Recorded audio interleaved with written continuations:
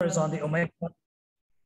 So we're going to talk about Omicron, and we've all been hearing about this. Clearly, there's information overload, and some of us feel like it's back to 2020.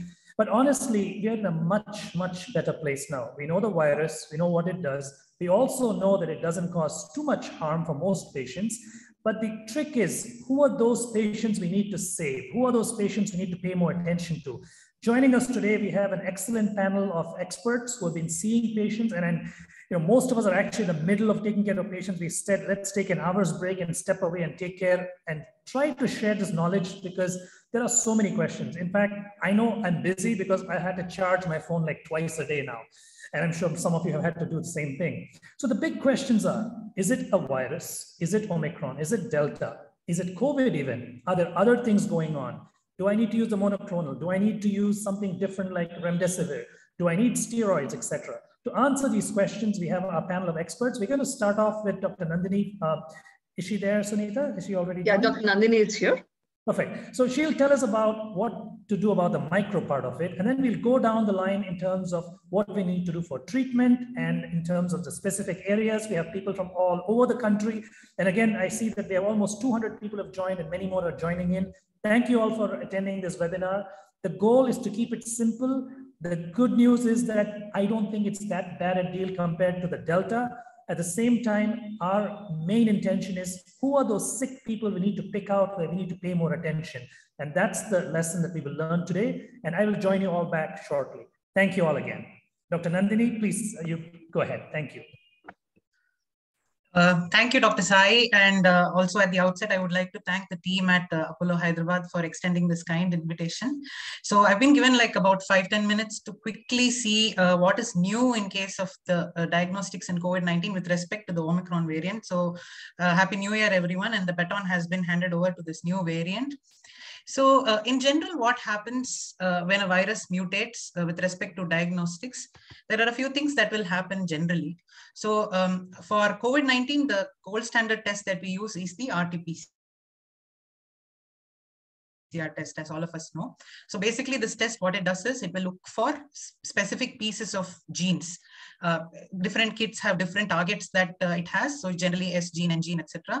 So at the most basic level, what we do is in an RT-PCR, we introduce complementary bits of RNA or DNA called primers and probes. So these primers bind to complementary regions of the target which it's looking for.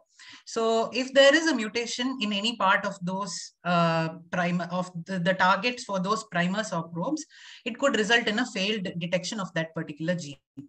And the second most common test that we do is an antigen test. So basically antigens are encoded by these genes again. So if there are mutations in any of the genes which encode for those structural proteins which is detected by this antigen test, theoretically there is a possibility that the test might fail and give rise to a false negative. So in case of COVID-19, the most common target is a nucleocapsid antigen, which is encoded by the N gene. So there are mutations in the N gene, there will be problems with the antigen test also theoretically.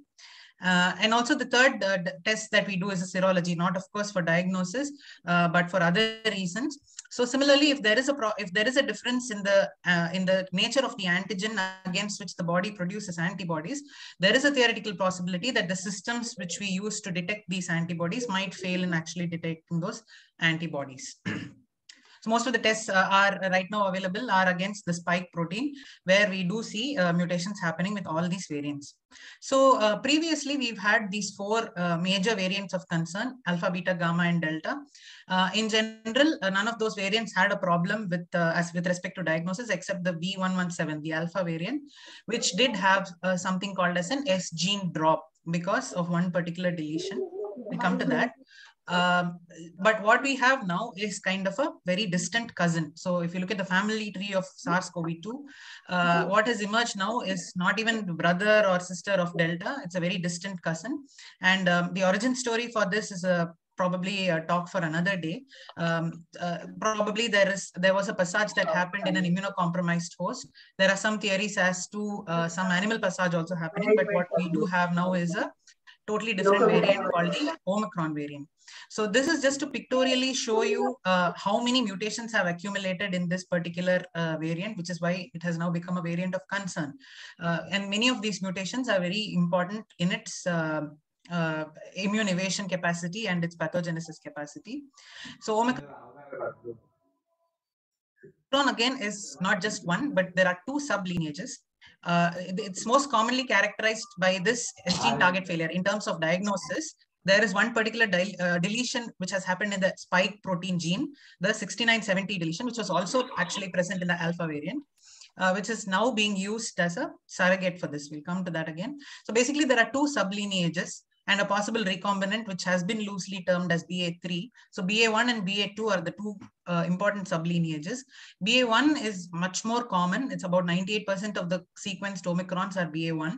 And all of these will have this particular S gene target failure. But BA2, however, will not have this. It's been called as the stealth variant. So S gene will still be detected in this subset of Omicron. There are a few tests which also have the N gene drop. I'll probably list out a few in a couple of slides later. This is because of a 9 nucleotide deletion that has happened in this position of the N gene, 28370 to 62. So, but what is important to remember is that gene dropouts are very, very common. I'm sure you would have looked at so many reports all through these couple of years. There will be some genes which will not be detected in some tests generally because of a reduced sensitivity or because the target numbers are lower. So let's just look at a couple of examples. This is a report. This is a test which has looked for N gene, E gene, and RDRP gene. The E gene and RDRP are positive, whereas the N gene is negative. Does this mean that there is an N gene dropout here? This was actually a question that was asked me by someone. So you look at the CT values here, they are more than 31, which means that the virus is actually in a very low quantity. So it's probably likely that because the viral load was very low, the N gene was dropped off. So this is not really an N gene drop by definition. But if you look at this other report here, this is a test which looks for N gene, ORF, and S gene. And here, N gene and ORF have been detected at very good CT value of 21, and the S gene was not detected. And the test that was used in this particular kit, they've actually mentioned it as the StackPath COVID-19 kit. So this is actually probably indicative of an Omicron report. So this is just a list of around 39 commonly used tests in Switzerland. If you see here, there are about 8 tests which look for the S gene. Does that mean that all of these tests will have an S gene dropout? The answer is no. So it really depends on how those primers and probes were designed. Only 2 of these tests actually have a S gene dropout. So the FDA also lists tests which are impacted by the Omicron. So there are a couple of tests in which the N gene dropout is seen. None of these tests are used in India. There are certain tests which only use a single target, like this Meridian Applied, etc., where only N gene or S gene alone is used. Both of these are again not used in India. There are a whole bunch of tests in which the S gene dropout happens. Among these, only this one particular kit, to the best of our knowledge, is being used in India, the StackPath COVID-19 kit. So if you have a report which, a test which has used this test, and you have a report which says the S gene has been dropped off, it is probably indicative of Omicron. So, but of course, you need to confirm this with sequencing. So is it important to know what variant we are dealing with? There are a couple of areas where this can actually be useful. One, of course, is to know the epidemiology. What is this virus that is going around? Is it Omicron or Delta or something else? Ultimately, you'll need to confirm this with the whole genome sequencing. Also, it is actually important if you are planning to give patients monoclonal antibodies, because Omicron, as we know, does not respond to casirivimab, imdevimab, as well as bamlanivimab, etesevimab. Of course, it's not available here. There are certain monoclonals which will still work in vitro. It has been demonstrated to show good activity, that is sotrovimab. Again, this is not available in India. So there are areas where you would want to know what variant you are dealing with. So broadly, there are 2 things that you can do to detect an Omicron. One is the S gene target failure, as I already told you, with the StackPath kit, if the S gene alone is not detected. And there are certain PCRs which have been designed specifically to detect this particular mutant gene. So that is known as S gene mutation amplification. So these variant PCRs are available by in lab developed tests throughout the world. And India also has its own indigenous kit now, which will be launched for commercial use in a few days. This is the OmiSure kit. This kit actually is interesting in that it will detect both the S gene target failure as well as the S gene mutant amplification. So 2 targets for S gene along with an RDRP. So this test alone can be used as a screening, is what is being said by the ICMR. We have not done large-scale validations for this test yet. Once it becomes available, we'll hope that it actually gives us good answers in this. So this test actually was developed by Dr. V. Ravi from NIMHANS. I asked him specifically if BA2 also will be detected by this test, and he actually confirmed that. Apart from RT-PCRs, antigen tests are very commonly used, especially in Andhra, Telangana, etc. So most of the kits that we use for detection of antigens detect the nucleocapsid antigen. We generally don't expect that they will be affected. There is, however, some in vitro data from FDA which suggests with using heat inactivated samples that there might be some loss of sensitivity. But generally, we follow up any negative antigen test where there is a clinical suspicion of COVID-19 with an RT-PCR test anyway. So overall, we don't expect that there will be much effect on the antigen test. Antibody test, however, there may be some effect. We still don't have data to show if, because of this Omicron, the antibodies that are produced by the body are different from the antibodies that were present before. There is in vitro data which suggests that the antibodies to Omicron actually neutralize Delta also, like, you know, the theory of original antigenic sin. But again, we await real world data. So sum up, overall sensitivity of RT-PCRs is not affected by these mutations. There may be certain cases where S gene target failure you may be able to see, and that may be a soft pointer to a possible Omicron, but it needs to be confirmed with the whole genome sequencing, which is the gold standard. I mentioned unbiased sequencing here because there is a problem. Generally, S gene target failures are the only ones that get sequenced all across the world. But if you want to know that there is a BA2 also around, you need to do some random sequencing and not only targeted SGTF sequencing. Variant PCRs, which specifically amplify this S gene mutant, can help to differentiate Omicron from other variants. And knowing what variant you're dealing with is important, especially in a single center, in a therapeutic sense, to know if you can actually give your monoclonal antibody therapy decisions. Antigen tests and antibody tests may not be vastly affected, but we still await data. So that's just some of my slides. Thank you, Dr. Nandini. Comprehensive talk in short time. Thanks a lot. Thank you. Our next speaker for today is Dr. Vishnu Rao. Dr. Vishnu Rao is the infectious disease consultant at the Apollo Hospitals, Hyderabad. He's going to talk to us about antivirals. We all have lots of questions about what antivirals to give, molnupiravir or remdesivir. If so, when to give? How about the newer other antivirals that are up and coming about? So over to Dr. Vishnu.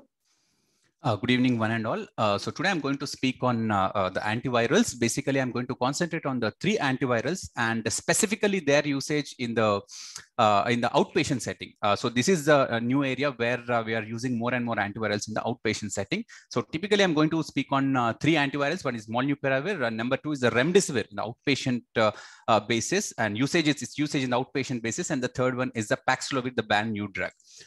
So to start with molnupiravir, first I'm going to speak about molnupiravir. So basically its mechanism of action, basically it's a cytidine analog which converts into a triphosphate form, and it competes with the natural cytidine and for its incorporation into the viral RNA.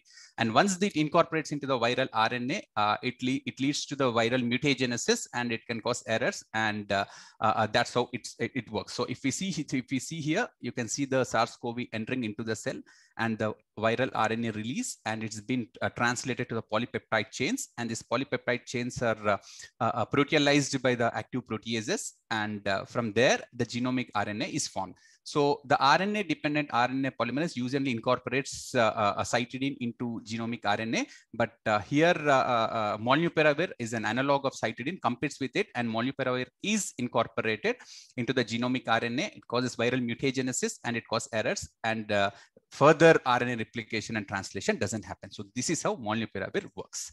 Now, let us see into the what trial we have. This is the trial based on which the recommendation has come. So basically, molnupiravir usage in a non-hospitalized patients, meaning to say that in mild to moderate patients. So this is a double-blind, it's a randomized double-blind control trial where molnupiravir is compared with the placebo in somebody who is non-hospitalized unvaccinated adults in mild to moderate disease in confirmed SARS-CoV. So the doses used was 800 mg 5 times a day, twice daily for 5 days. And the primary endpoint was the incidence of hospitalization or death, and the adverse events as a primary safety endpoint. So these are the things which has been looked into. So what are the inclusion criteria? So somebody who is more than 18-year-old with SARS-CoV, with less than 5 days of onset of symptoms, and with this, all these risk factors like age more than 60, COPD, obesity, and all these were taken into account. And most important is what they did not include. Remember, somebody who is vaccinated, they did not include. So all the vaccinated people were excluded. Somebody on dialysis were excluded, and pregnancy, because of its mutagenic effects and teratogenic effects, is excluded in the pregnancy. And somebody who were not able to follow the contraception during the usage of this pills, all these were excluded. So these are the exclusion criteria. So a total of 1,400 odd patients were randomized, and around 700 were analyzed in each group. And if we see the demographics, except the sex, all are equally matched. So here the problem with this particular study is that the sex, females are little more compared to males, and the commonest risk factor here in this study is the obesity, and delta is the commonest variant here. So now, so if you see the results, the hospitalization or death is 7.3% compared to 14%, 7.3% in molnupiravir and 14% in the placebo group, with the absolute risk reduction of 6.8%. And this is in the half of the patients. If we see the full patients, it's like 6.8% of deaths or hospitalizations in the molnupiravir and 9.7% in the placebo group, with absolute risk reduction of 3%. So what does it mean? What does it essentially means? As a clinician, I need to, what does that really mean? So if we see this one, the relative risk reduction is 89%. And absolute reduction is 3.1%. And what it translates for a normal clinician is the number needed to prevent one hospitalization or death is 33. So we need to treat 33 people with the above risk factors to prevent one hospitalization as death. So this is what it infers to me, all those absolute risk reduction and all. And the adverse events are more or less equal in the both groups, and the commonest side effects were diarrhea and nausea and dizziness. And if you see the Kaplan-Meier curve, you can see the number of hospitalized or death-free period. You can see that is less with molnupiravir compared to the placebo.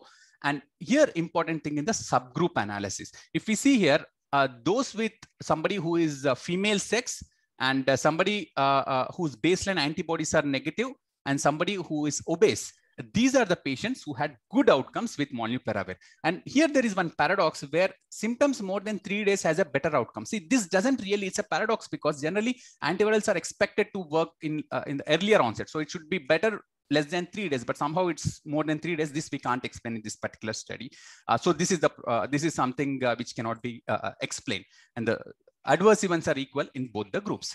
So in summary of this particular study, where I would use molnupiravir, so in unvaccinated, obese, and somebody who is seronegative, that means antibodies negative with multiple risk factors, we may use molnupiravir. But the problem is that in sexually active people, we need to be cautioned, and we don't know the long-term effects of molnupiravir. One of the drawback of this study, because they looked only up to 28 days, and it is a mutagenic drug and may cause some mutagenesis, so that we still don't know. And the number needed to prevent one hospitalization is 33. So that's what the FDA has come up with a warning where somebody, males of the reproductive potential, they should use birth control measures for at least 3 months after the final dose. So this is what we need to remember. So this is about molnupiravir. Coming to the next drug, remdesivir. Now that this study has been published, this is the basis for the usage of remdesivir in the outpatient basis.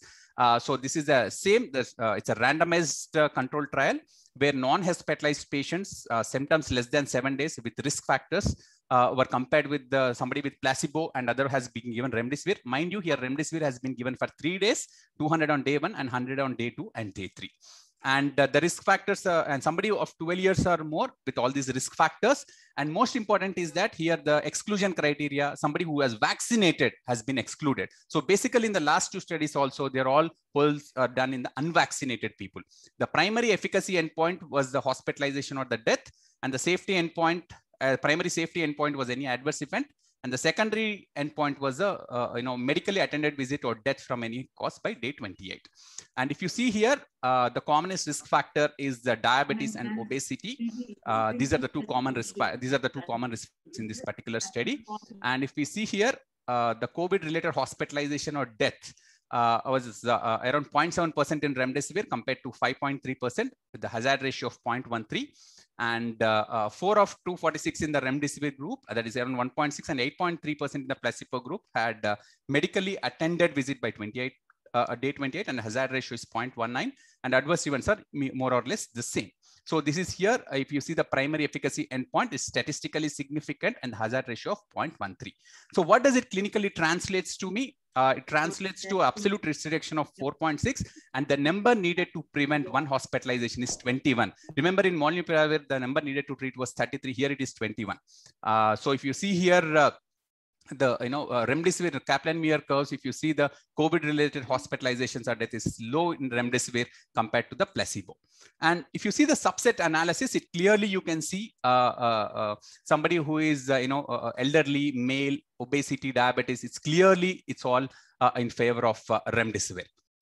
And the risk factor and the side effects are more or less same in the both groups. And and what I'm going to infer from this one. So it's unvaccinated, somebody multiple risk factor, immunosuppression, and more than 60 years with COVID, probably I may use remdesivir. The problem is that this study is actually, the sample size has to be around 1264, but they couldn't, but they stopped at 564, and it's based on the sample size is actually not up to the mark. So this is the drawback with this study, and administration in the OP basis is an issue. But if we see the number needed to treat is 21, which is better than to prevent one hospitalization compared to the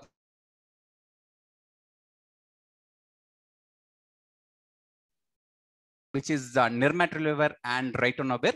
It's not available currently in the country. Ritonavir is a CYP3A, it's a pharmacological booster, and nirmatrelvir, it acts, it is a MPRO, it's a main protease inhibitor, which causes proteolysis and formation of viral proteins. So this is where it acts.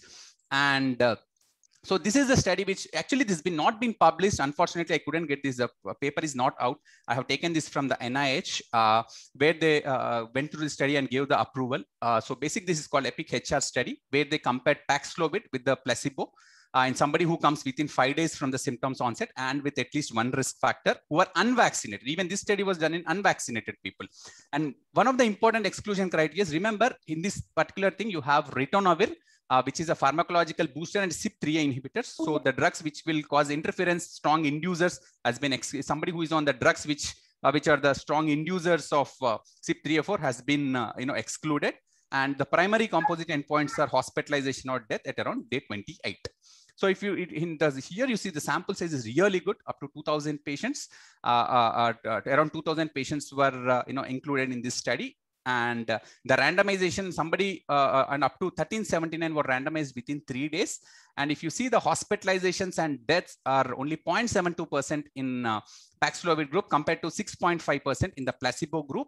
And if you see the whole patients, around 2,000 patients, the deaths were only in 0.8% in Paxlovid and 6.3% in the placebo group, with absolute 88% relative risk reduction. This number sounds very great, with 5.62 of absolute risk reduction. And there were no deaths in the Paxlovid group and 12 deaths in the placebo group. And the side effects are also not much, dyschezia and diarrhea. So what it translates for me clinically, if you see here, the number needed to prevent one death or hospitalization in Paxlovid group is 16. If you see that it is 21 in remdesivir and molnupiravir, it is 33, and it is almost equal to sotrovimab. I think the next speaker going to speak on it. So the number needed to prevent one hospitalization is 16, which seems to be a very good drug. So based on this, the NIH has released the guidelines, and in the outpatient treatments, they have given the order of preference. So the Paxlovid is the first one that is preferred. So basically, it's nirmatrelvir available as 150 mg, 2 drugs, 2 tablets, and ritonavir 1 tablet. So 3 in the morning, 3 in the night, we need to say. Next is sotrovimab. Sotrovimab is a monoclonal antibody which has action against the Omicron, but unfortunately, these two are not available in our country. So the next in order is the remdesivir, and next is molnupiravir. So if I have a patient with multiple risk factors, unvaccinated, or somebody who's not able to mount vaccine response, that is immunocompromised, or somebody with multiple risk factors, I may use remdesivir as a preferred drug if it is Omicron, and if that is also not possible, probably I'll be using a molnupiravir in this age group, but I'll be very, very cautious in using in somebody who is young, who is sexually active. I think with this, I'll conclude my talk. Thank you. Thank you, Dr. Vishnu, for the excellent talk. And this, the last slide was very informative. Our next speaker is Dr. Rajiv Paul. Vishnu should like to log out so that Dr. Rajiv can start screen share. And while we are waiting for Dr. Rajiv Paul to come in, I'd like to request all the audience, if you have any questions, to please drop it in the chat bot, and we will be taking the questions at the end of the speakers. Dr. Rajiv Paul is a senior internal medicine doctor at Apollo Hospitals, Jubilee Hills. And over to you, Dr. Rajiv. Thank you, Sunita. Thank you, everyone, for joining this interactive session.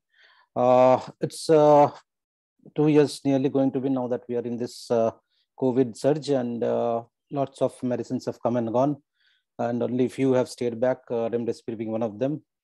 And we also got the monoclonal antibodies last year, and now there are a lot of questions about the use of monoclonal antibodies since the variant Omicron has come on the scene. So in the next few slides, that's what we are going to discuss about how you place monoclonal antibodies in this Omicron era.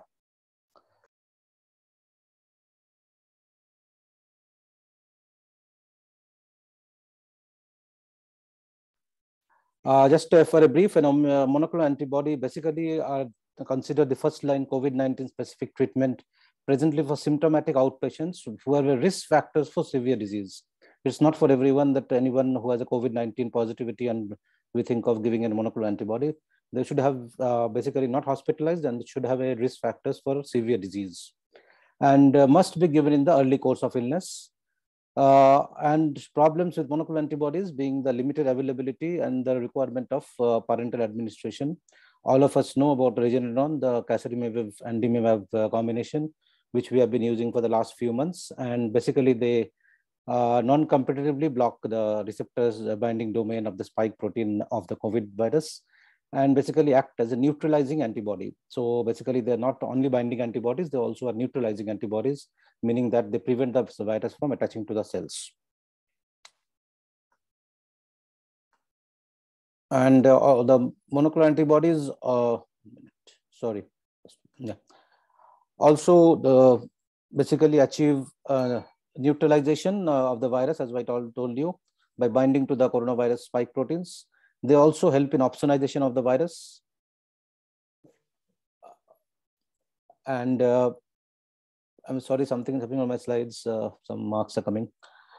They also help in opsonization of the virus, in which the monoclonal antibody attaches to the virus and helps the virus attach to the this macrophages and monocytes. And then subsequently the virus is taken care by the monocyte macrophage system. It also, these antibodies could also act on the cell receptor surface. If the infected cell, basically, which is infected with millions of virions of the COVID-19, expresses this virus protein on the cell membrane, these antibodies could attach to those viral spike proteins on the infected cells. And then by the antibody-dependent cellular toxicity or phagocytosis or complement mediation, the infected cell could be killed off, basically leading to apoptosis of the cell and cell death, leading to the killing of millions of viral particles. This is the basic three mechanisms by which monoclonal antibodies are supposed to work in a COVID scenario or other virus scenarios.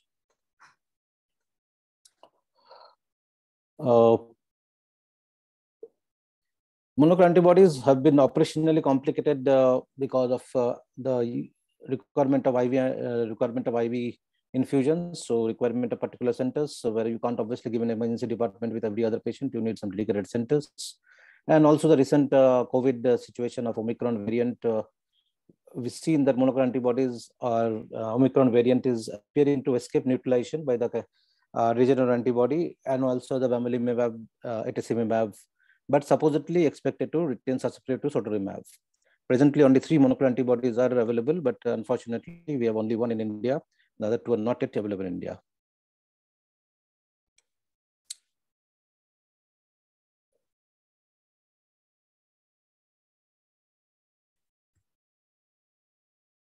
So if you compare the three monoclonal antibodies that we have at present, the Eli Lilly, the Regeneron, and the GlaxoSmithKline, you see the Regeneron antibody was the one which had the maximum number of participants in the trial.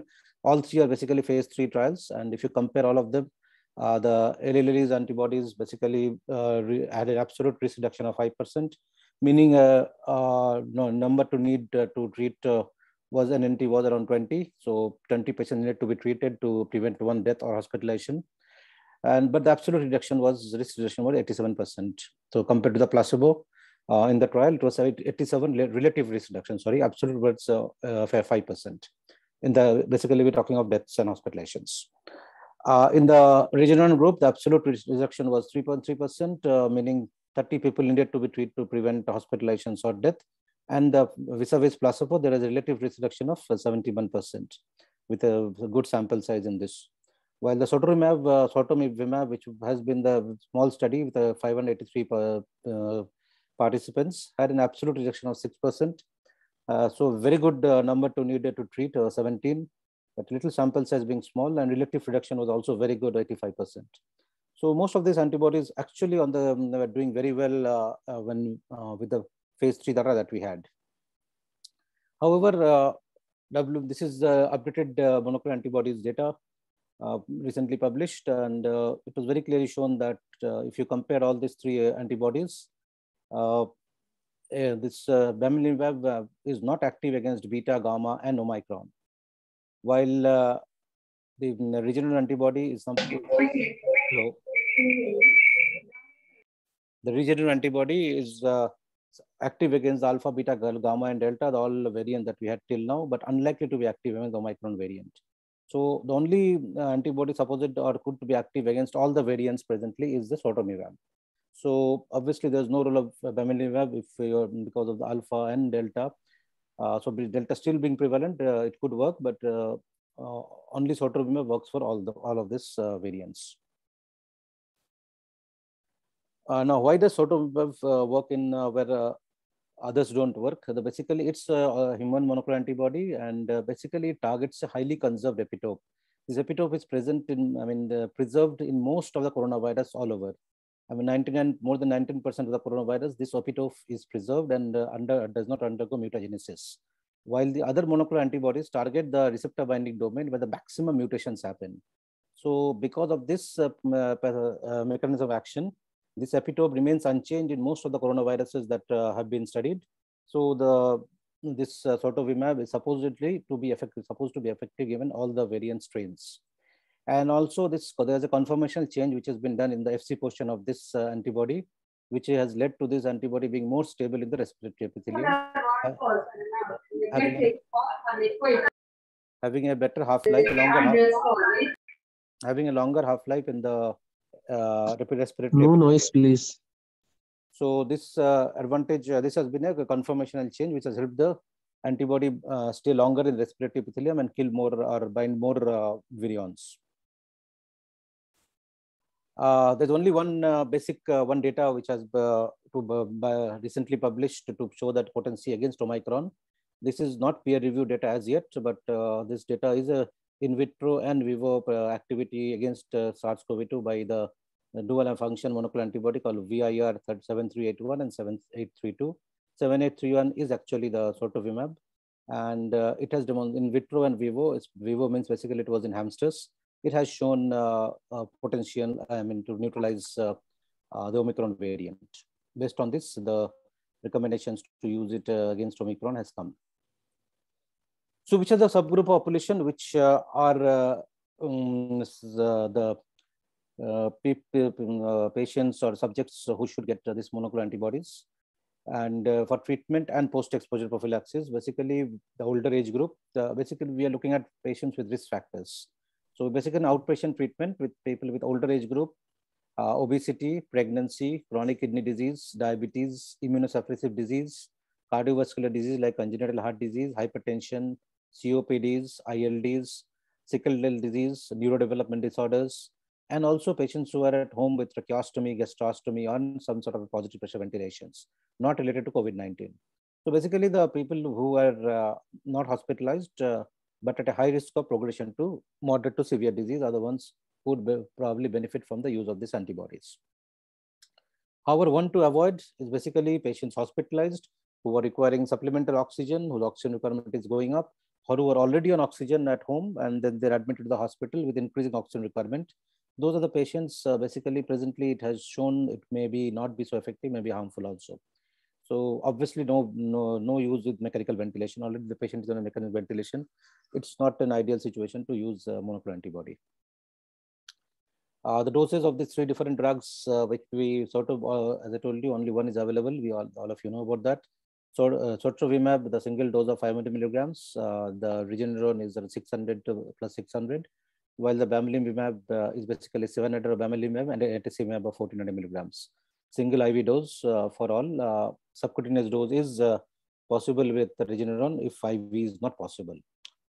And Rajiv, make it fast, no? Yeah. So as for the IDSA recent guidelines, recommendation 17 says among ambulatory patients with mild to moderate COVID-19 at high risk of progression to severe disease, the panel suggests bamlanivimab, etesevimab, casirivimab, indirumab, or sotrovimab rather than no neutralizing antibody. So IDSA guidelines also support the use of these antibodies among ambulatory patients with mild to moderate COVID-19 with high risk of chance of progression.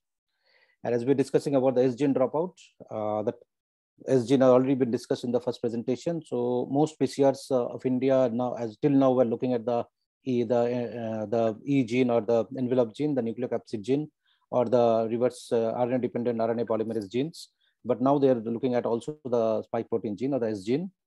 And if the S gene is not detected, we are calling that as S-gene dropout or S-gene failure test. This test is being basically helped to diagnose or suspect Omicron, not diagnose, obviously not diagnosis for genomic, but suspect Omicron. So how do approach, a suggested approach is look for a S-gene dropout or S-gene target failure.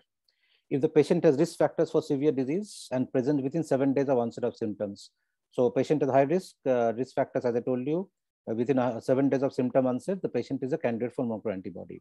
And they look for the S-gene target.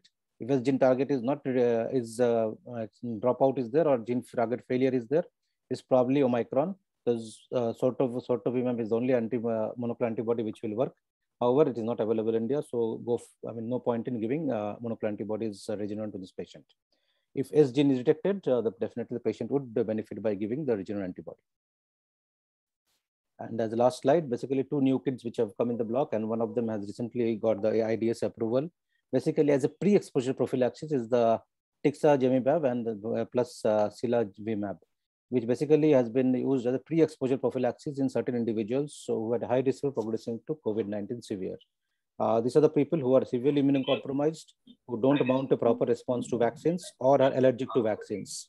They are the ones who could receive this post-pre-exposure prophylaxis. However, there's no data on Omicron. Same with another monoclonal antibody, which is regdanavimab, which has received the European Medicine Emergency approval. However, it is also supposedly not likely effective against the Omicron variant.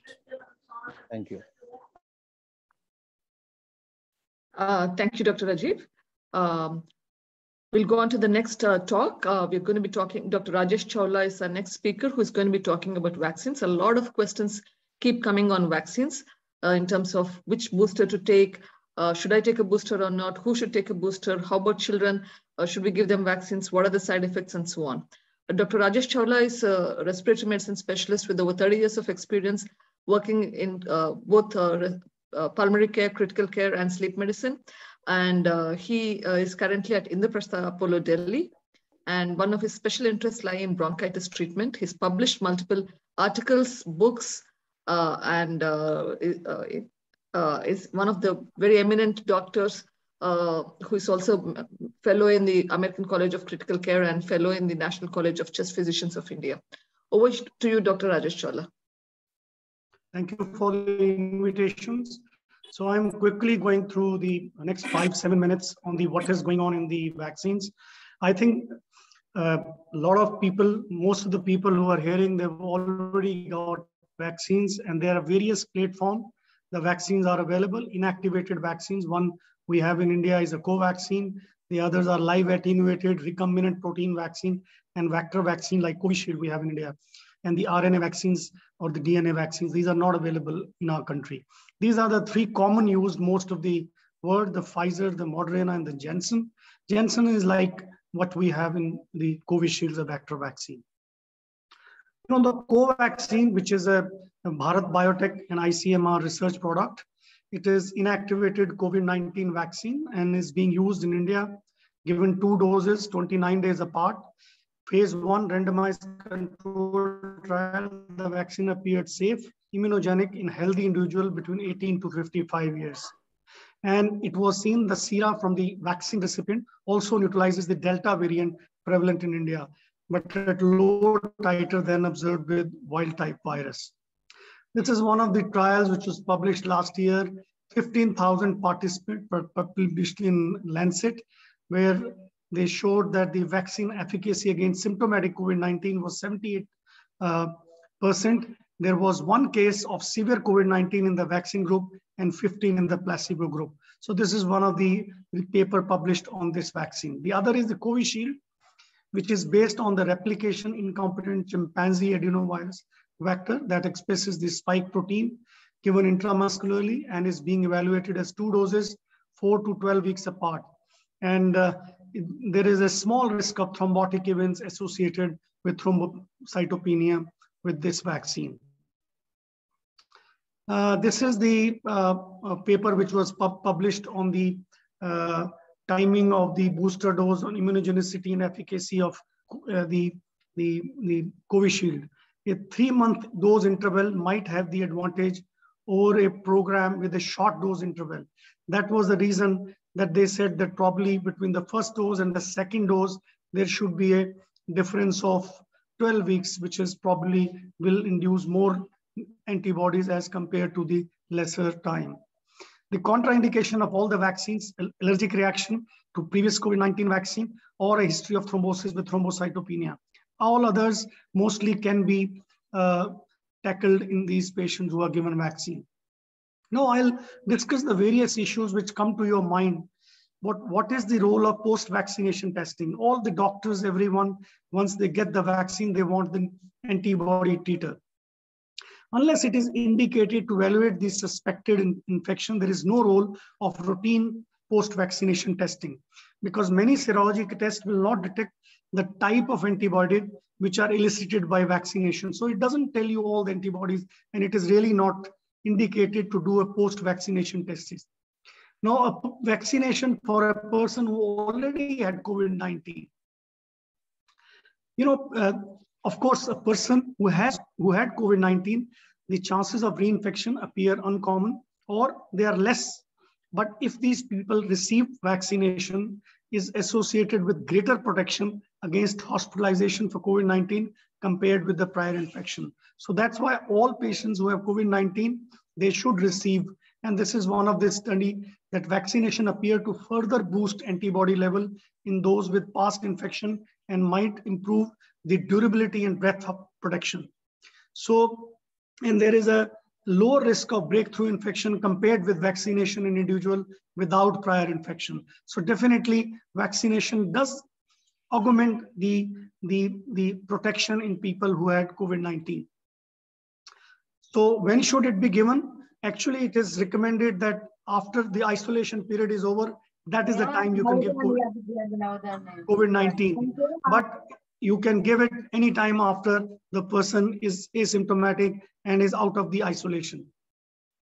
And the no serological screening is not recommended before giving the vaccine after the patient had a infection. So here also you need not do the antibody test before giving the vaccine.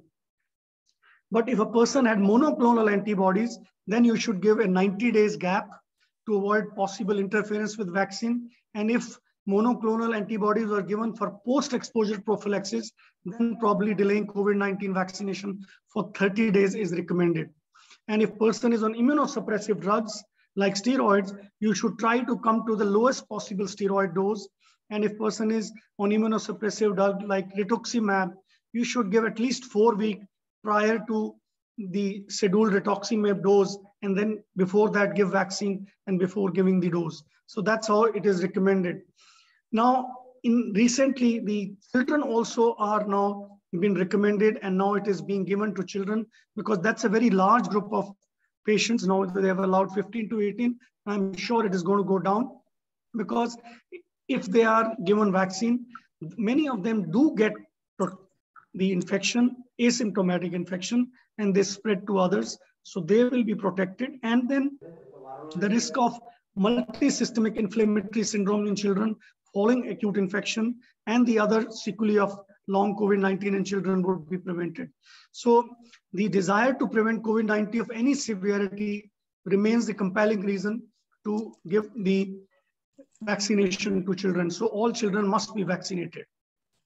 Now coming on to the booster dose, there is a three important thing which you need to consider for the booster dose: waning immunity, vaccine effectiveness, global vaccine supply, and the national equity.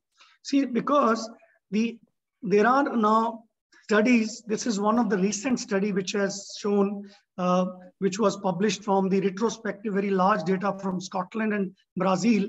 They found the waning vaccine protection of Covishield against COVID-19 hospital admission and deaths in both Scotland and Brazil within 3 months of the second vaccine dose. So considering need to be given to provide booster vaccine doses for people who have received this vaccine. So this is one of the large paper published recently, which has shown. Then there is a meta-analysis of the neutralizing antibody titer as a predictor. This is published in 2022, this year, that in vitro neutralization titer remains a correlate of protection of SARS-CoV variant, and modeling of the effects of waning community predict a loss of protection to the variant after vaccination. Of course, the cell-mediated immunity is also important, but this study and this meta-analysis has shown probably this also remains a correlate of protection, but that does not mean that we should keep on getting the titers. Role of boosters has been shown, and in the United States, they authorized, the CDC recommended a booster dose for all individuals 12 years or older, regardless of the vaccine received. And this is one of the study where they showed that if 480% needed to be, among those with 65 years age and older, 481% needed to be vaccinated with the booster dose to prevent one hospitalization, whereas 50% needed to be vaccinated with primary vaccination to prevent one hospitalization. And for younger, you need to treat 8,000 patients, more than 8,000, to prevent one hospitalization, and 396 to be vaccinated with the primary to prevent one hospitalization.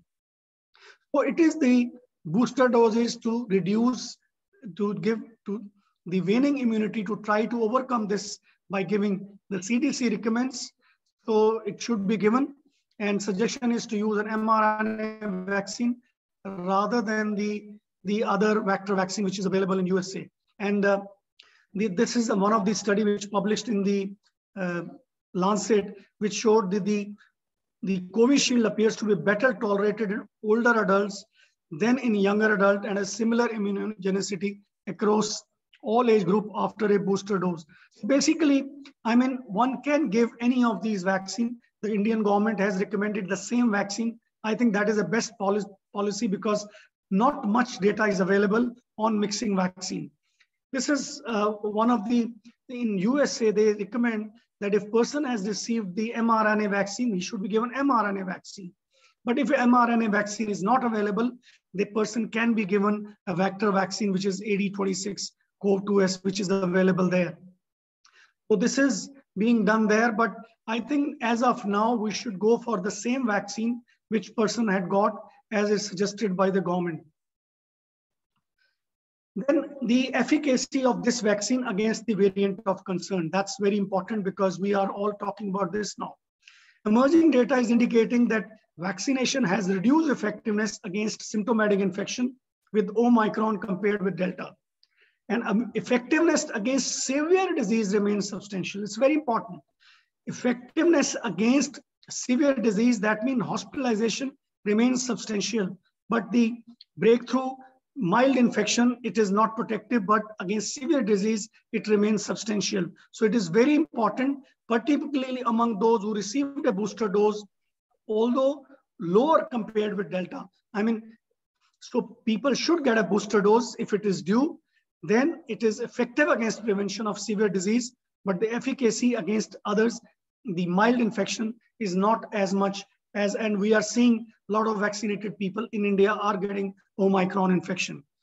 Effectiveness against hospitalization was high at 72% from week 2 to 24 after the primary vaccination, and 88% 2 or more weeks after the booster dose. So the efficacy to fight Omicron is more after the booster dose. This is one of the paper published. Neutralizing activity of sera from the vaccinated individual is reduced against Omicron compared with the original Wuhan virus and the Delta variant. And the majority of infection naive individuals who received a primary vaccine series have no detectable neutralizing activity against Omicron. The reason is that probably it is the cell-mediated immunity which is very important. It is not only the B cell or the antibodies which are the discrepancy between the lack of neutralizing activity against Omicron in sera from vaccinated individuals and the protection of against severe disease may be in part because of the neutralizing activity is not the only immune measure of vaccine protection. So, and the last slide, what is the timing of, because this pandemic is going on, we have to treat our patients. So what is the status of non-COVID vaccine? You can co-administer any vaccine, but simultaneously with other vaccine. But when you give it, each vaccine should be injected in different sites, separated by at least 1 inch. So this is the various issues which come into your mind. I have mainly dealt with the facts rather than going into the details of the study because of the short of time. Thank you very much. Thank you, Dr. Rajesh. Thank you, Sunita. And Sunita, you want to ask the team for any concluding statements, and we'll jump into the panel. I know people are kind of getting late for a lot of people, so we'll just go ahead and just go ahead and summarize and move on. Sure. So I think, so Rajesh, I'll go backwards. So what you're telling me is, so if we were to really look at the whole details of what you've told us, number one, vaccines work. Number two, vaccines help prevent severe disease. You can take a booster.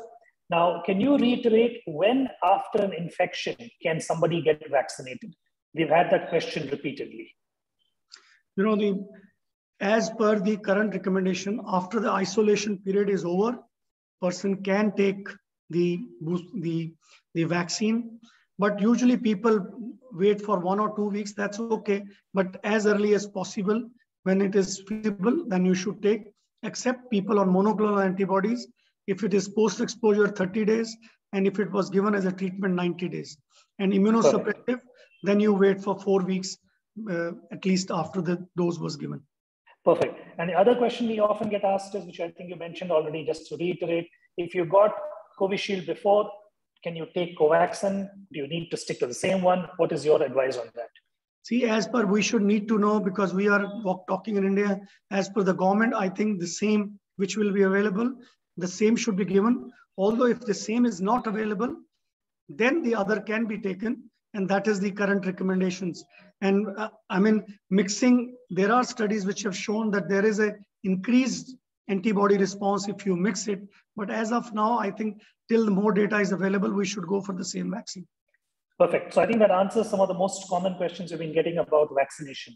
I'm going to jump to Dr. Nandini real quick and ask her a couple of questions. Dr. Nandini, rapid antigen tests. Most of us have those home tests. Many of them have been buying it in bulk. What do you think about them? Should we do that? How reliable are they before we do an RT-PCR? Partly because you have to either go to work, not go to work. You're doing the test at home. You're sending an RT-PCR. It's going to take 2-3 days now with the delays in the number of people who are needing the test. What do you recommend for rapid antigen tests? Rapid antigen tests, in my opinion, are great. I mean, because one is they're so easy to use. You're possible to do it as a self-administered test, and they have excellent specificity. So that's the real plus that goes for all the RATs that are ICMR approved. They've all been validated for their specificity. They're great. The sensitivity is also pretty good. In fact, I would say it's more than 90% most of the time in the first 4 to 5 days of illness. If they're symptomatic, the sensitivity is great. So it's very likely to pick up someone who's symptomatic. They are likely to be positive in the first 4 or 5 days of symptoms. The problem is when they are asymptomatic or pre-symptomatic just after exposure, when they're not currently having symptoms, or if, towards the end of the 6th or 7th day of symptom onset, that is when the sensitivity comes down. So in such cases where you still expect, where they would still think that there is a clinical possibility that it could be COVID-19, a negative test should be followed up with the RT-PCR. That's the recommendation. That's similarly for even for Omicron. So there is a theoretical possibility that there might be a reduced sensitivity for antigen test because of the nucleocapsid mutations. So just like you would do for any other RAT, if it is negative and still there is a clinical suspicion, you should follow it up with an RT-PCR. If it's positive, that there you've made the diagnosis there, that's good enough. Perfect. So I think that's great. So that's the take-home messages: get tested, rapid test followed by RT-PCR, and then we talked extensively about the S gene dropouts. And realistically, how practical is it to get the genome analysis in your experience? Is it easy or difficult to get the genome analysis? It's very difficult. It needs to be routed through certain government approved labs. It's not like I want something done and it's just that I can just send it to some lab. It's very difficult, and we've not been able to do much in the country. So we know now that there are 3,000 confirmed Omicron cases, but the actual burden must be, close to 80-90% of all the positives are already likely to be Omicron. So it's not really likely. So I think it's easier to go with the gene dropouts to kind of decide on your monoclonals and things like that. It's not, yeah. That's great. Thank you very much, Dr. Nandini. Rajiv, are you online?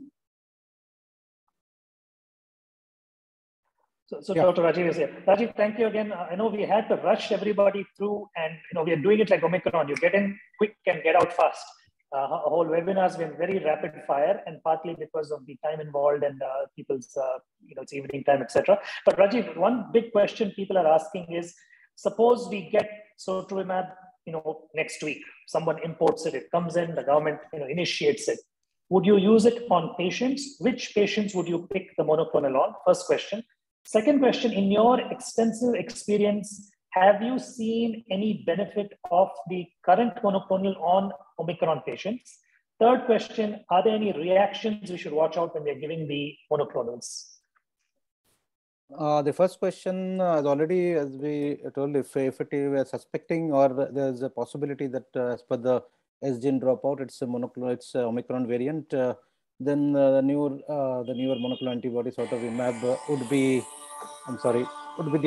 be the choice to be used, and it will be definitely not be a hospitalized patient. It would be a patient with multiple risk factors, like what I put in my slides, and would be within the first 1 week, ideally within the first 5 days, but up to 1 week. Some recommendations up to 10 days it could be used, but ideally is up to 7 days, best in the first 5 days. So an uncomplicated guy, but who has risk factors for progression, who is at home, but having a possible Omicron variant would be the ideal case for this newer monoclonal antibody. There have been a lot of questions about the possibility of drug infusion related complications of monoclonal antibody. Yes, it is possible, but in the literature and as per in the phase 3 trials of all these three, the incidences of drug-related adverse events have been pretty low. Even trials, it was somewhere 1% of 1.1 to 1.5%, and very rare possibility of anaphylaxis. Obviously, these infusions are always done in the hospitalized settings, in some monitored settings. So infusion-related side effects like some chills, rigors, mild bronchospasm, some cough, all these are possible, but most of them are very mild and can be easily managed by any basic primary care physician. However, anaphylaxis or the ones which could lead to serious adverse events have been hardly documented. One case report has been documented in Regeneron, nothing for Sotrovimab as yet. Thank you. Now, Dr. Vishnu, just questions for you. I think a couple of questions for you. Now, in terms of the antivirals, now we talked about molnupiravir, we talked about remdesivir. Can somebody who took this a practical question, somebody started molnupiravir, then can you start them on remdesivir after that? Yes, theoretically, yes, we can start them, but I mean, we don't have any trial to look into that aspect. But definitely, I think if somebody, because molnupiravir, the number needed to treat is 33, and there are a lot of issues with the study. There are a lot of issues because there are one of the things which is not been very clear in the studies that, in somebody whom the drug was used in the less than 3 days, actually it is favoring the placebo. Somebody who is used more than 3 days, it is favoring the molnupiravir. I mean, there are a lot of inconsistencies. So that's the reason, NIH has kept that down on the cards. The first preference is for Paxlovid, then Cetrovimab, then Remdesivir, and last is this one. But somebody, if he failed on it and if he admits, if is admitted, we already have ACT trial and simple trial to say that it reduces hospitalization. I would still use it. Yes. Perfect. Thank you. Now, second question: which patients would you not use Remdesivir on? You mean in the outpatient basis you are asking? Outpatient, inpatient doesn't matter. In your mind, when you're assessing a patient, you would say, he's not a candidate for remdesivir. Yes, in outpatient, now that we spoke about outpatient basis in remdesivir, it's only for somebody who is high risk patients. That is, who are not expected to mount a good immune response to the immune response because of the vaccination. Problem is that all these studies are done in unvaccinated people. In fact, the vaccinated are excluded. So if I have to extrapolate it to my set of patients, who are majority of them are vaccinated, I would try to use this medicine in outpatient basis in somebody who are not expected to mount a response. That is multiple risk factors or immunocompromised. I don't use in somebody who is very young, healthy, immunocompetent patient who doesn't have any risk factors in outpatient. I don't use remdesivir. And remdesivir also usage, may not be that effective. The patient is already on, extensive oxygen requirement or already ventilated. Those are the patients also remdesivir may not be used. The ideal candidate is somebody who is early in the hospitalization with probably, 1 to 2 liters of oxygen. So these are the typical patients, and the outpatients, high risk patients are the candidates. Perfect. So I'm going to thank you all again. Thank you, Dr. Rajesh, Dr. Rajiv, Dr. Vishnu, and Dr. Nandini for an excellent overview. We're going over to panel. Yes, we're going to jump over to the panel right now. And the panel is going to be a very practical advice that the panel is going to need, because all of us need that advice. We're all potentially patients. The way Omicron is spreading, all of us are potential patients. Our families are potential patients, our co-workers are potential patients, and we probably already have that situation going on. In that setting, I'm going to give you a case scenario. I'm going to quickly introduce Dr. Venkat Ramesh, who's our infectious disease consultant at Apollo Hospitals. Hello, Venkat. Dr. Chandrakant Tarke, senior pulmonary consultant at Apollo Hospitals. Dr. Swarna Deepak, internal medicine and critical care consultant with multiple degrees to his credit. Hi, Dr. Deepak. Thank you. And am I missing anybody there? I think that's all for now. Ravi Kiran. Ravi Kiran, are you around? Yeah, he's there. Okay, Ravi, I don't know if your camera is on. Dr. Ravi Kiran is our infectious disease specialist, US trained and India trained, and he's also joining us. And right now, my scenario is this. I have a set questions, but I'm going to jump away from that. Let's assume 45-year-old female doctor walks into her house after a long shift, goes in, she's resting, she has a shift tomorrow morning, she works in the critical care department. 9 p.m. she realizes she has a sore throat and a fever. She's panicking. Can she go to the shift tomorrow? Does she need to do any tests immediately? What should she do? Dr. Deepak, very succinctly, can you tell me, what would you advise this doctor who has acute symptoms tonight? What should she do? Thank you, sir. Jumping into the topic, this is a very common scenario. I think we are facing, day in and day out, the same thing now with the cases jumping. So if she's my colleague, first thing I would tell her is not to panic. There is no reason to panic. We have faced this before. And I think most of our colleagues, and in fact, all of them are fully vaccinated. So there is no reason just because she had an upper respiratory symptoms, that doesn't mean anything in the long run. What I would suggest is to take an antibiotic, take some rest, isolate herself.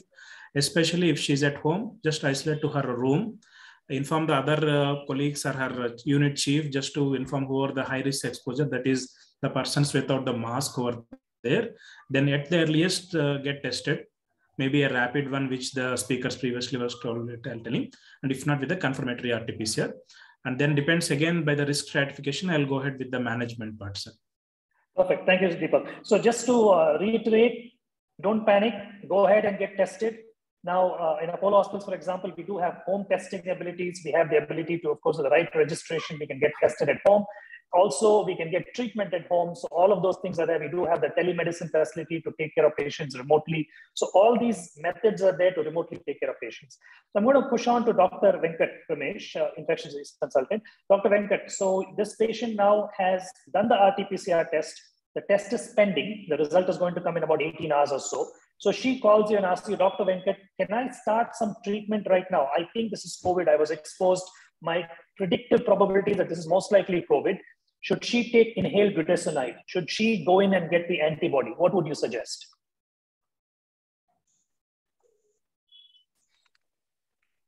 Venkat, you're muted. Venkat, you're muted. Yeah, it would probably be only symptomatic treatment that I would advise. Inhaled budesonide is a reasonable option, and I mean, I've taken it myself, and the only drawback is the data isn't too strong for it. So that is, and it needs to be 4 puffs in the morning and then 4 puffs in the evening. Assuming this patient is fully vaccinated, she would be at a low risk, so I wouldn't advise any antivirals. So just symptomatic treatment, it's going to behave like a flu-like illness or an upper respiratory infection lasting for 7 to 10 days. So at the most, I may consider inhaled budesonide. It would be a very soft call, but antivirals, definitely no, just symptomatic treatment. Perfect, thank you. So we have already talked about isolation. We talked about initial therapy. And I'm going to move to Dr. Ravi Kiran and ask him, do you want her to get any blood tests? Sorry, Sunita, go ahead. Sunita, you're muted. Sunita, you're muted.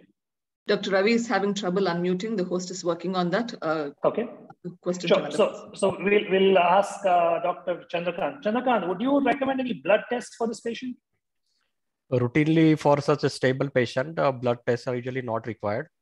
But if the symptom persists beyond 5 days, especially if the fever is persisting, if new symptoms start such as breathing difficulty and cough, definitely then that time we should go ahead with the test, especially CRP, CBC, D-dimer. And SOS, if the saturation levels are dropping below 94, then definitely CT scan will be required in that case. But routinely for stable patient with normal saturation, with mild symptom, no test required on day 1, day 2, day 3, it's not required.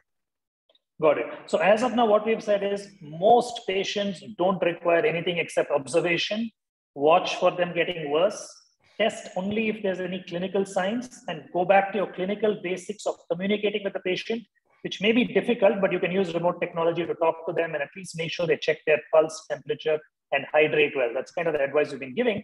But there will be some outliers. The reason for this webinar is twofold. One, reassure ourselves that Omicron is treatable and just have to observe. But we also want to identify folks who are going to get sicker.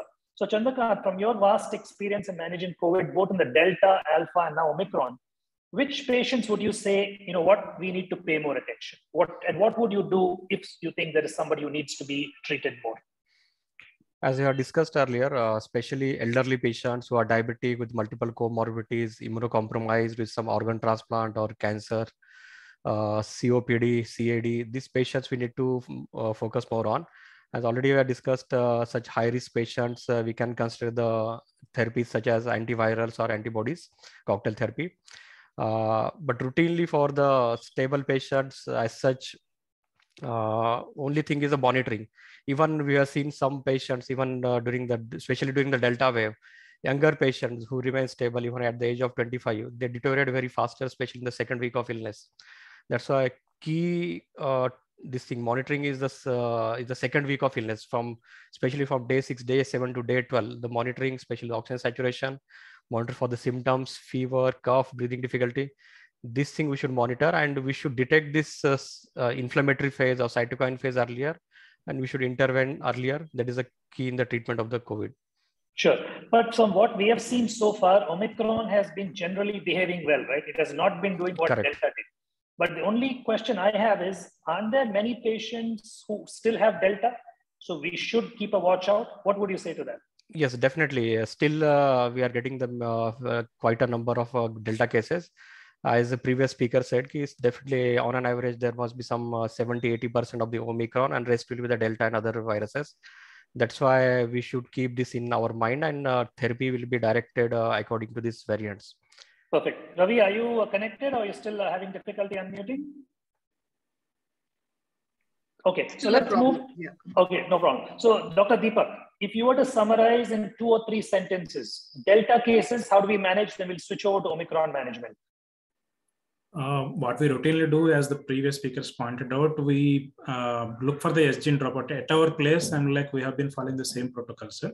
We have a 3-gene multiplex RT-PCR. If we have a high suspicion, definitely we're asking for the S-gene dropout before jumping up and giving some cocktails or something.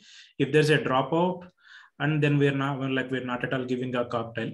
And if there's a Delta, which we are seeing, I think as rightly said, I've been seeing almost 30 to 70, the ratio was correct. So still there are Delta, and if there's a Delta, if there are high risk factors, then definitely the cocktail is still efficacious. For me, the most important thing, if I tell my colleague, is remember the day of the onset of the symptom, which actually determines everything. So the virus clearly follows a mathematics. As long as they remember the day of the onset of symptoms, everything should be expected. Sure. So to summarize what we have talked about so far, number 1, try to identify the day of contact.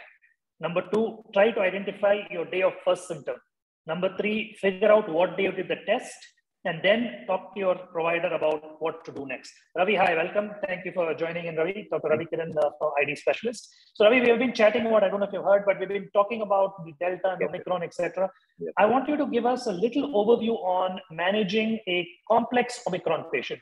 Somebody who is, say, 45 years old, diabetic, out of control diabetes, who actually has a comorbidity, has been having fever for 4 or 5 days, is kind of getting dehydrated. What would you do for this patient, and what would you not do for this patient? So for an Omicron patient, as we've just heard, the antibody is really not going to work. Cocktails are not going to work, at least what we have. The molnupiravir is probably not going to work. So we are really left with remdesivir. He's dehydrated, get him hydrated first, and watch his saturations. If the saturations go down, then we need to give more supportive treatments, and then check his CRP, check his CT scan, depending on how many days it has been for him. And then we may have to consider steroids, especially if he's hypoxic. Okay. Why do you want to do a CT scan? I think somebody just told me Omicron only affects the upper airway. Why should I look into a CT scan? No, it is not true necessarily. It is not just the upper airway. It can definitely affect the lower airway. The lungs can be involved. If you look at the data in US, UK, even in North India, many of the hospitals are getting full with hospitalized patients who are really needing hospitalized, and several are in the ICUs too. So even WHO came out with a statement saying it is not really mild. It may not be severe, but it may not be mild either. So it may be somewhere in between, especially for immunocompromised patients. This may be a serious disease. So we have to watch out. The proportional number of patients who are severe is low, but there will be a subset of patients who may not do very well. So we need to watch out still. Sure, perfect. Sunita, I'm going to direct this to you. So I just read a statement from the WHO, same thing which Ravi was mentioning. So they said, continue with masks, continue with isolation, continue with sanitization, continue with ventilation, like meaning so fresh air kind of stuff. And then of course the treatment. Do you foresee that Omicron is going to take over our hospitals? What do you think is going to happen in a week, 2 weeks? So that's $1 million question that we all are waiting to see what would happen. It is almost you cannot predict what is going to happen, but you can see the trajectories as to which way it's likely to go. So no predictions, we just look at the trajectories. When you're talking about what happened with the second wave in the Delta, as compared to that, if you're looking at Omicron, our R0 has gone from say a 1 to a 4, which means your likelihood of the disease spreading is 4 times higher. We're also saying that the likelihood of you getting into a problem and having a severe disease is 4 times lower. So if you consider both of them equal, I mean, if your numbers are 4 times higher, but your even though your probability of getting into the hospital is lower, the number of hospitalizations will still be high. So you'll still have high number of hospitalization, especially when you're seeing a very rapid rise in numbers. You're seeing a huge peak in a short period of time, as compared to Delta, which is probably in a much wider time frame. So ideally, we would like to flatten the curve, which is going to be difficult in this case. So yes, hospitals are going to be overwhelmed, not just by the sheer numbers, also by the fact that your outpatient volumes are going to dramatically increase. Your online consultations are going to dramatically increase. Your phone consultations are going to increase. And your manpower is going to be low. A lot of your healthcare workers are going to be sick. So put all together, yes, we are anticipating we will have issues. Sure. So I think what we're really saying is a day-by-day thing. In the next 3 weeks, you'll have a better idea. In the meantime, you would still recommend that you continue to advise your patients and colleagues and the population, masking, hand washing, distance, avoid unnecessary contact as much as possible. And from what I've heard, several places we are reading in the news, but not to be, alarmist or, getting concerned, but I think it's important we pay attention that Omicron is mild, but at the scale at which it spreads, you will get some people who will have problems. And we want to do our best to avoid that. And that's the lesson I've taken. So we have talked about identifying the patient. We talked about isolation. Quick question on quarantine. How many days, Venkat, should we quarantine somebody who has Omicron? So, I mean, if you look at the our Indian government, Ministry of Health and Family Welfare guidelines, they say 7 days from the date of testing positive, provided that there is no fever and there is improvement of respiratory symptoms in the 3 days preceding discontinuation of isolation. I think that's quite reasonable. The CDC says 5 days, and then after another 5 days of masking, I think that's a bit risky. So I think 1 week after from the date of testing positive, because that would eventually mean about 10 days from symptom onset, because most patients get tested on day 2 to day 3. So 1 week from an objective date, that is the date of testing positive, I think that's perfectly reasonable. Okay. And if there are asymptomatic people who were exposed to this person, would they need to get tested also, or do they need to quarantine? Yeah, that's a little tricky question. Again, the Ministry of Health and Family Welfare guidelines do not mention, they mention that the asymptomatic high-risk contacts or close contacts do not need to be tested. It could be argued that they would spread the infection. So it would really depend on a case-to-case basis. So supposing there's a domestic worker who is dealing with elderly grandparents, or if there are immunocompromised patients in the family who are being taken care of, I would get that domestic worker tested. So it would really, but if it's like a teenager, perhaps I wouldn't get that teenager tested unless there are symptoms. So yes, the guidelines mention that there's no need for asymptomatic contacts to be tested, but again, that it needs to be taken on a case-by-case basis, in my opinion. Perfect. Ravi, what do you think about kids? How do we handle children? Should they be going to school? What is your take on vaccination for kids? Should they get any specific treatment? What do you think? Kids, I think, are going to do well. A lot of people get worried about kids. When the kids' schools opened up, I sent my kids first day. And they've been going to school, and now the school is shut down, so they cannot go anymore. When they open up, I think whenever they open up the schools again, I would send my kids straight away. I think it is helpful. But in this time, there is a huge wave. This is not the time to send kids to school. It is going to be very risky. It's not just for them, but they're going to bring the infections home and give it to other, maybe more immunocompromised patients, or older people, other risky patients. So I wouldn't necessarily do that. Vaccines for kids, sure, definitely. I got my daughter vaccinated already. So if you are in that age group, please go ahead and get vaccination. I hope they even start doing it for a younger age group. I think they were very conservative at 15. Maybe they could even do it at 12, is my opinion. Got it. And one of our senior colleagues is asking a question. Dr. Prasad wanted to know, if you give the booster, there is protection against Omicron. How soon after the booster is an individual safe? How long does it take for antibodies to come up? It's really 2 weeks generally is what we say. But which booster and how much is it going to help? That's a big topic of conversation. Of course. Great. Do Thank we you. know the specific effect on Omicron? We don't know that. Right. Okay. In terms of the schools, I have another thought. Go ahead. 2 years, children have not gone to school. If you look at the long-term impact of children staying at home without a social environment, I think it's time we need to start getting them back into schools. It's high time. Absolutely. So when people can go to movie theaters, why not to schools, right? Absolutely. We need so to get them back. That's one of the arguments people have made. So I think you've touched on an important topic there, but I think the children question is still there. Now, the other question people have is, have we seen any sick cases in children? Did we see any of the MISC type multi-system implementary processes? Chandrakant, Dr. Sunita, Venkat, Deepak, any of you have seen any of that in children at this point? Yes, we have seen MISC in children. Fortunately, from what we have seen personally and talking to the other pediatricians around the city, most children with MISC have small number of people, overall small number, and response to treatment has been dramatically good is the message I've been getting consistently from multiple pediatricians around the hospital city.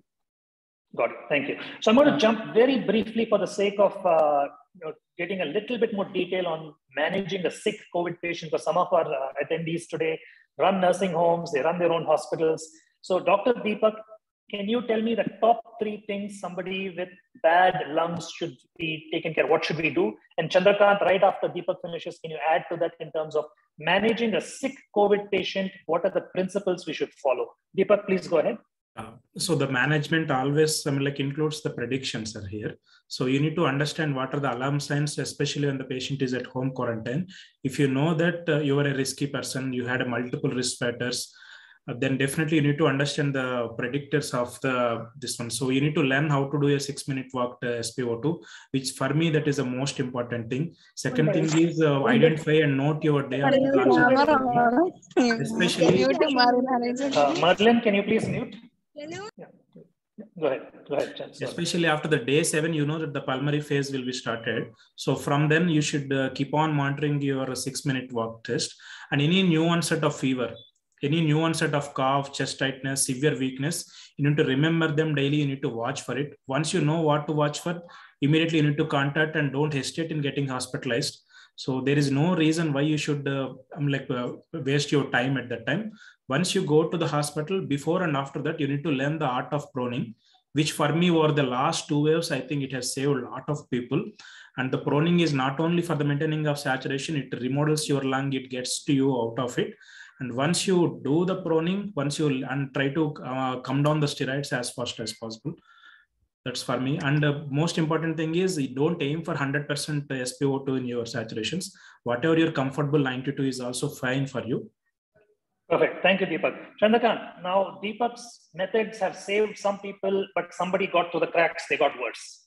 You had to put them on the ventilator, and what would you do, Chandrakant? As Dr. Deepak explained everything, I will add some other points in the severe COVID pneumonia. After initial few days, definitely this antiviral will have some role to prevent the severe COVID pneumonia and to reduce up to some extent the risk of the hospitalization and death.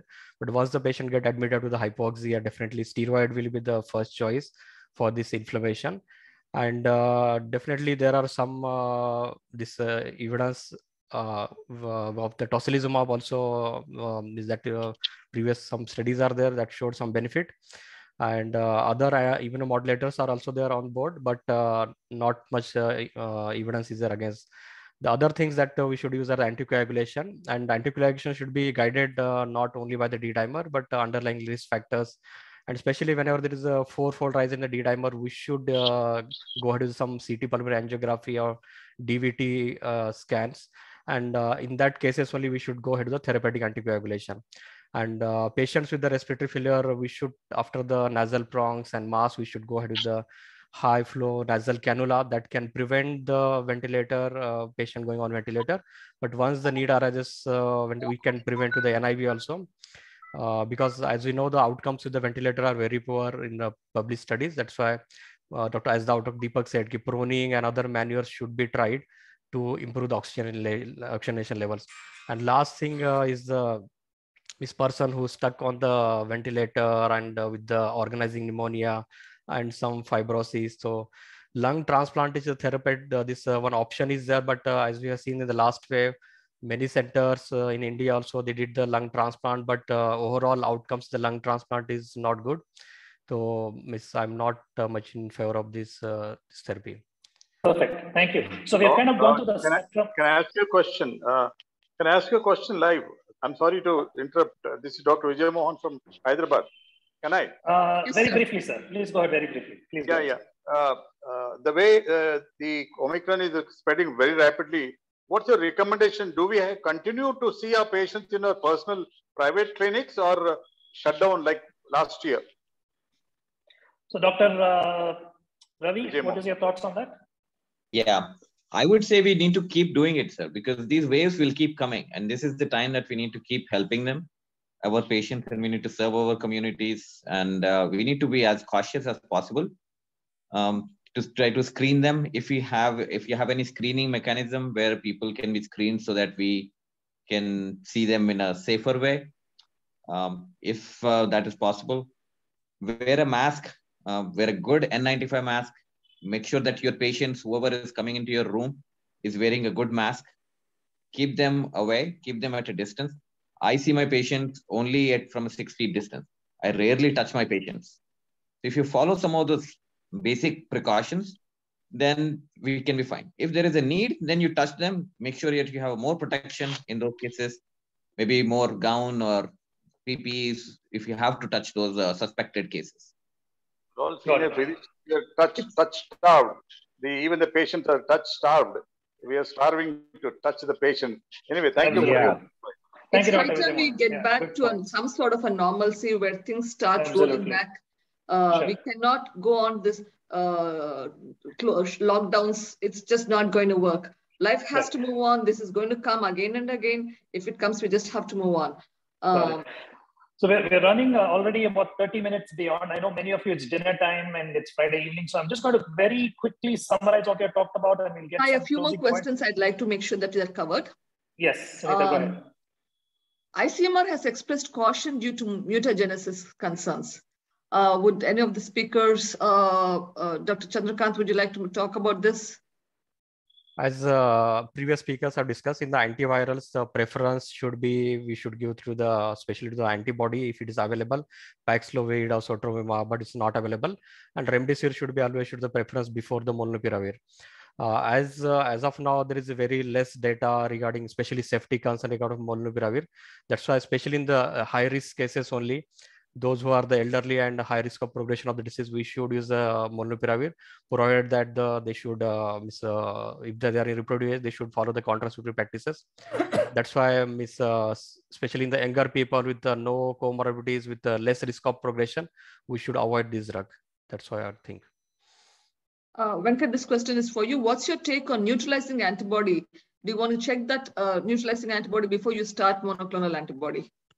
No, ma'am. So there have been some retrospective studies which have looked at the benefit of monoclonal antibodies in patients who have been vaccinated, because the original trials were done in those who are unvaccinated.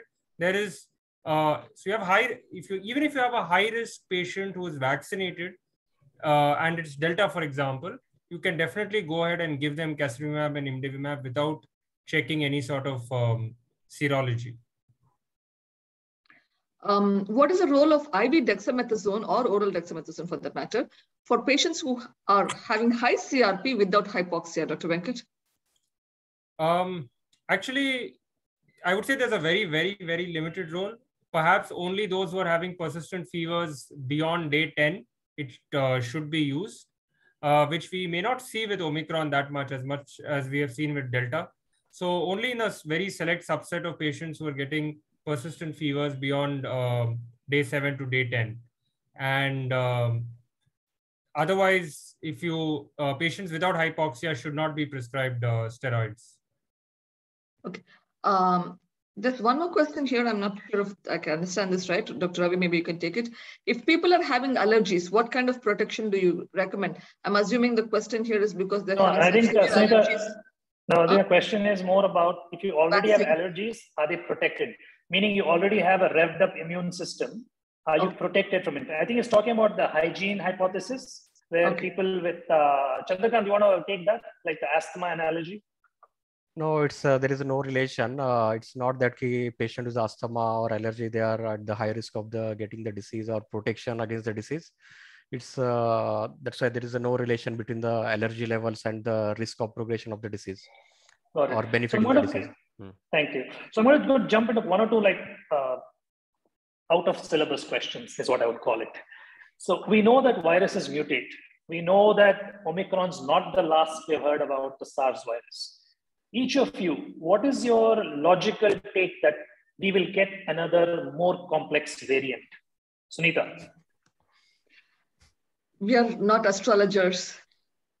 Okay, I got your answer. I got your answer. Venkat. I think if you do not vaccinate the world, it will, there is a high likelihood of a new variant coming up. Perfect. Chandrakant. New variant, I think definitely will come, but maybe because of vaccination and everything, that will be milder and milder. And future, I think nobody will do the test, just like common cold. Perfect. Deepak? You're muted. Agree with sir. Same. Okay. Ravi? Yeah, it will keep coming. There is not going to be any end to this. I don't think even vaccination is going to prevent this. Viruses mutate, whether you vaccinate or not. Absolutely. So, so I think we're going to close.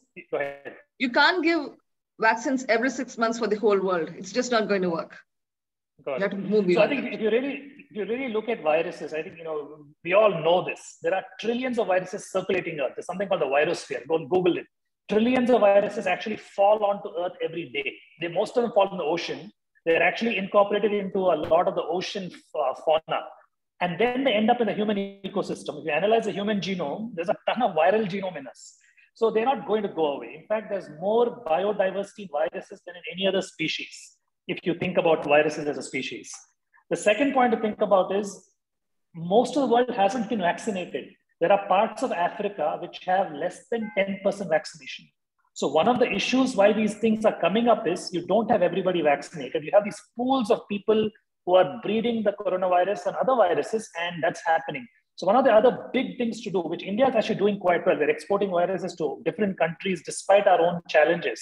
And you should applaud the government for doing that. You actually are having parts of the world, over 3 billion, who don't have even a single dose of the vaccine. So that is a big challenge that needs to be taken care of to prevent, because it's a global village and things go from Botswana to Birmingham within days. So I think it's important for us to remember that. The third big thing is the holidays are coming up, festivals are coming up. We're all pandemic fatigued. We're all tired. Patients are tired. There's a need for entertainment. I think we have to do our best, do our very best to say, I'm going to hold off this one more season, 2-3 more weeks. I'm going to wear the mask as much as possible. It is within our power. There's about 174 people joined, half of who joined initially. I think the rest were pretty hungry. They logged off. But if all of us actually can tell 100 people, and like a viral movement, we can actually spread the message that it is within our power, within the next 7 days, to arrest Omicron. If we can actually, in the next 7 days, pay extreme attention to hygiene, distancing, ventilation, and making sure we catch the patients and isolate them, we can actually make a difference. So Omicron may be a new virus in an old body, but I think human beings are much more smarter than the virus. We already have a way to test within days. We have a way to isolate. We have a way to go on with our lives. We actually know what to do for treatment, and we are getting better and better treatments. And we are able to actually manage this in an extremely efficient way. I'm going to thank everybody for joining in. I absolutely thank Sunita for initiating this webinar, Apollo Hospitals and the management team for supporting us for the platform and giving us the go-ahead to go ahead with something in a very, it's a very evolving topic, and it's helpful for us to keep up to date because things will change. There may be new data coming out. I would like to thank Dr. Rajiv, Dr. Nandini, Dr. Rajesh, Dr. Vishnu, Venkat, Dr. Sunita, Dr. Chandrakant, Dr. Deepak, and Dr. Ravi Kiran for exceptional participation. Our audience also for exceptional participation. And I think let us do our best to kind of stay safe as much as we can. Wash your hands, wear your mask, stay far away as much as possible. Thank you for attending, and we will close with that. And this recording will be available in a short amount of time. The link will be sent to you. Good evening. Thank you. Thank you. Thank you. Thank you to all the attendees and all the speakers and panelists. I think goodbye. A lot of appreciation from the audience. A lot of people are saying thank you. So again, thanks to the speakers and the panelists. Thank you, ma'am. Thank you. Thank you, everyone.